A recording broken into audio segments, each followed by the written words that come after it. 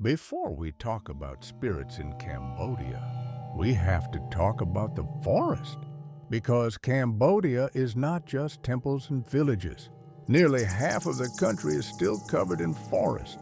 Today, forests cover roughly 40 to 47% of Cambodia's land, which is about 8 to 8.5 million hectares of jungle, evergreen forest, and woodland.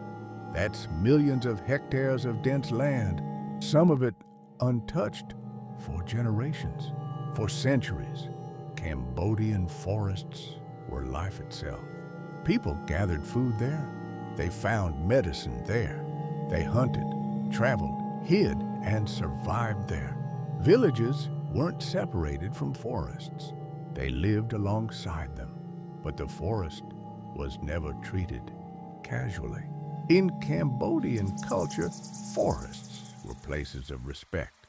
You didn't enter loudly, you didn't take more than needed, and you didn't wander carelessly. Why? Because forests were believed to be inhabited not just by animals, but by spirits of the land, ancestors, and guardians. This is where the idea that Cambodia's forests are haunted comes from. Not haunted like in movies, haunted with memory. During periods of war and conflict, especially in the 20th century, many people fled into forests. Battles were fought there. Families hid there.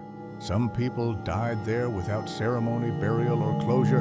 In Cambodian belief, when death happens without proper rites, the spirit doesn't easily move on. So, the forest absorbed everything: fear, loss, survival. That's why elders warn, don't wander the forest at night. Not because something is chasing you, but because the forest remembers. In Khmer understanding, land that has witnessed intense suffering becomes spiritually heavy. That doesn't mean evil, it means presence. That's why many spirit stories, including Priye, are said to appear near forests, old paths, or village edges.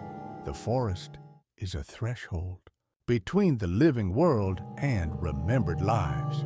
So, when people say Cambodia's forests are haunted, what they're really saying is this: the land has seen too much to be silent. These beliefs weren't meant to scare people.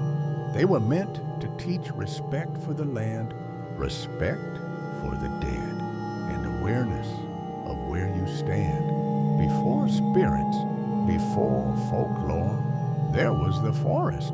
And once you understand the forest, the stories begin to make sense.